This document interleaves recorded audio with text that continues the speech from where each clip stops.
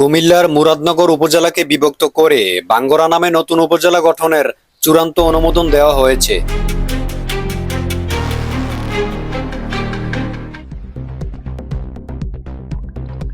পূর্বে এটি মুরাদনগর উপজেলার অধীনে বাঙ্গরা বাজার থানা হিসেবে পরিচালিত হতো।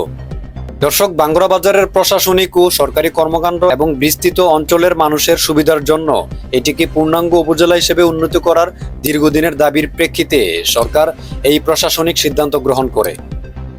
এইদিকে দেশে 3টি নতুন উপজেলা ও একটি থানা অনুমোদন দিয়েছে প্রশাসনিক পুনর্বিন্যাস সংক্রান্ত জাতীয় বাস্তবায়ন কমিটি নিকার।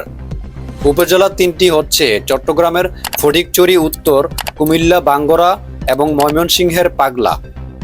অনুমোদন পাওয়া নতুন থানার নাম হলো হালদা, যাকে চট্টগ্রামের হাটাজারি থানা থেকে পৃথক করা হয়েছে। প্রিয় দর্শক, বুধবার 1 জুলাই সচিবালয়ে মন্ত্রিপরিষদ বিভাগের সভাকক্ষে প্রধানমন্ত্রী তারেক রহমানের সভাপতিত্বে নিকার 121তম বৈঠকে এই অনুমোদন দেওয়া হয় বলে জানিয়েছেন প্রধানমন্ত্রীর উপপ্রেস সচিব হাসান শিপুল। তিনি বলেন, মাননীয় প্রধানমন্ত্রী জনাব তারেক রহমানের সভাপতিত্বে প্রশাসনিক পুনর্বিন্যাস সংক্রান্ত জাতীয় বাস্তবায়ন কমিটি নিকার বৈঠকে এইসব উপজেলা ও থানা অনুমোদন করা হয়। এছাড়া রাজধানীর উন্নয়ন কর্তৃপক্ষের আওতাধীন পূর্বাঞ্চল নতুন শহর প্রকল্প এলাকার নারায়ণগঞ্জ ও গাজীপুর জেলা প্রকল্পের অংশগুলো ঢাকা জেলার অন্তর্ভুক্ত করার সিদ্ধান্ত হয়েছে। Sajib Hossain, connect BD news desk.